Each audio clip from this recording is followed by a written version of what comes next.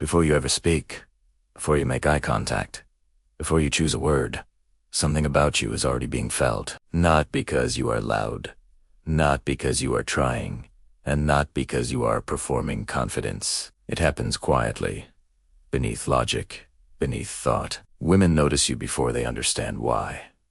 You don't feel it happening. They do. In a room full of men adjusting themselves, signaling interest, proving worth.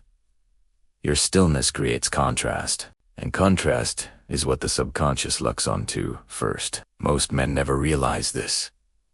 They mistake effort for presence and performance for power. Te mobe, fast, speak quickly, explain themselves too much, hoping attention will turn into validation. You don't.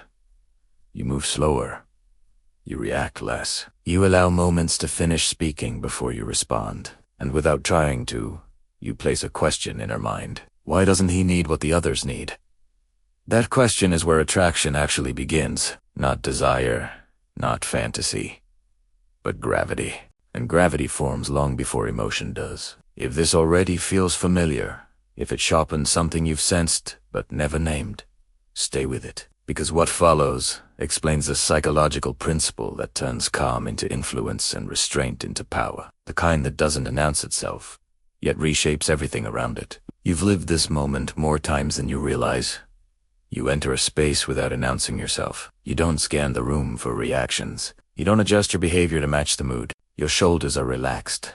Your breathing is your movements are economical, not rehearsed. Nothing in you is reaching outward for permission, approval, or confirmation. The room continues as it was, yet something underneath recalibrates. You don't compete for relevance. You don't rush to occupy attention. Instead, you observe, present without negotiation. Most men arrive already asking to be seen, broadcasting intention through volume, posture, urgency. You arrive as if being seen is optional, as if your attention is valuable enough to be spent carefully. And what settles acquires weight. She doesn't decide to notice you. Her body reacts first. Her eyes pause, not only on you, but on the space around you. The absence of effort, the comfort with silence. She's seen the others before. Men who lean forward too quickly. Men who perform confidence instead of embodying it. Men who fill every pause because silence exposes them. Their energy leaks outward. Yours does not. You stand where you are with patience.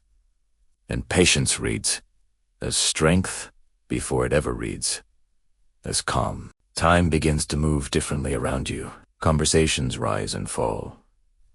Laughter swells and fades. People shift, signal, compete. You remain unchanged, not detached, not indifferent, selective.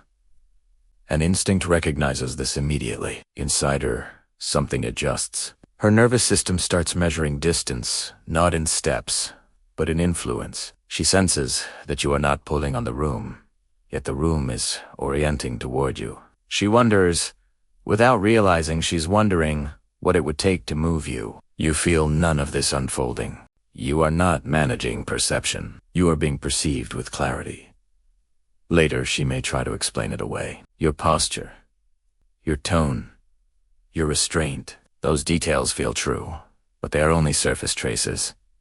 The deeper truth is simpler. You were not asking to be chosen. And that absence created space. Space invites projection. Projection creates curiosity. Curiosity anchors attention. This is how influence forms when it isn't forced. It moves like a river, shaping the land through consistency, not pressure. You are not withholding. You are not strategizing. You are contained. And containment has become rare. Most men leak emotion before it gains weight. They explain before being asked. They react before the moment finishes speaking. Their presence feels loud because their center is unsettled. Yours is different. You allow uncertainty to exist. You trust silence enough to let it breathe. This isn't a tactic. It's temperament. And restraint always has consequences. She begins to test the space around you in small, invisible ways. A glance held a second longer. A step closer, disguised as coincidence. A comment left open to see if you'll reach for it. You don't.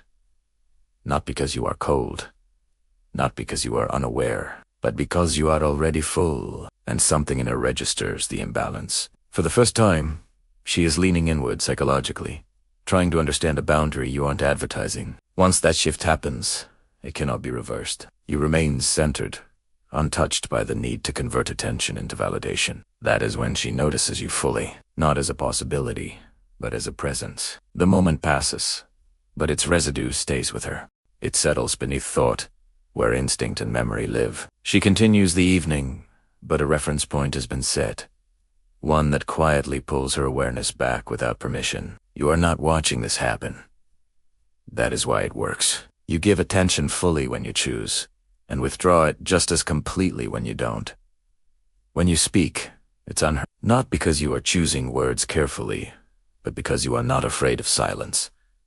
Men around you fill gaps. You allow them. Eventually your paths intersect naturally, not through pursuit, but through convergence. She stands closer now, close enough to feel steadiness. She says something ordinary, testing responsiveness.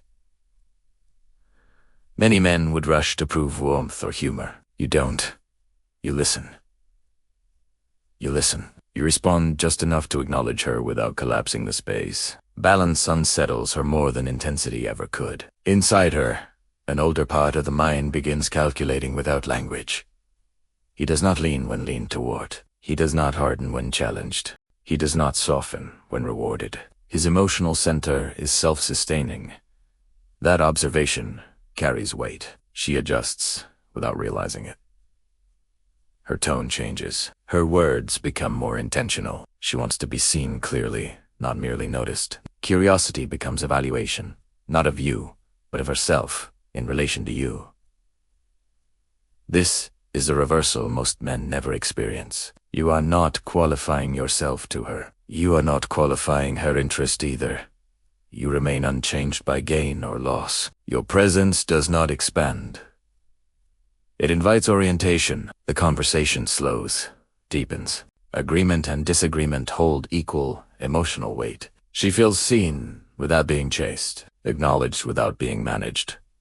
Respect forms, and respect changes everything. As time passes, she becomes more real, not louder, but clearer. Your composure gives permission for hers. She reveals truths quietly. You receive them without intensity or withdrawal. This steadiness creates safety paired with uncertainty, a combination that holds attention longer than reassurance ever could. When the moment ends, she feels the absence more sharply than expected. Not because you withdrew something, but because nothing about you asked to linger, yet something already has. Later, alone, she replays fragments. Not what you said, but how she felt different around you. She attaches labels to approximate the feeling. Confident, mysterious, grounded. Those are approximations. What she sensed was internal order. You did not seek control, and that absence created influence. This is the deeper principle taught on Legacy of Stoic. Power does not announce itself. Influence does not demand recognition. They emerge when a man is governed by something deeper than emotional appetite, when actions are aligned internally rather than rewarded externally. Once that is felt, it cannot be unfelt. You leave unchanged. She leaves with a question that follows her into other rooms, other conversations, other men who now feel louder and less substantial. The question isn't about you. It's about what your presence revealed. Attraction does not grow through accumulation. It often grows through subtraction. You removed urgency. You removed the need to be understood. You removed the impulse to control perception. What remained was presence. Presence sets tone. Coherence reads as authority. Women sense stability beneath uncertainty instinctively. That is why she noticed you. Not because you were different in a way that could be copied, but ordered in a way that could be felt. This understanding changes how you move through the world. You stop performing masculinity and begin inhabiting it. You stop managing reactions and begin observing responses. Attention becomes a byproduct, not a goal. Influence follows those not governed by appetite. This is not emotional distance. It is emotional mastery. When you leave a room, you leave it cleaner, not louder. You reorganize energy instead of draining it. People feel that, especially women. Time behaves differently around you. Interactions clarify rather than exhaust. That clarity is rare, and rarity is what the mind returns to when everything else blurs. You may never see her again. The outcome is irrelevant. You are never invisible. You are quiet in a world addicted to noise, and once that quiet is anchored, it becomes unmistakable.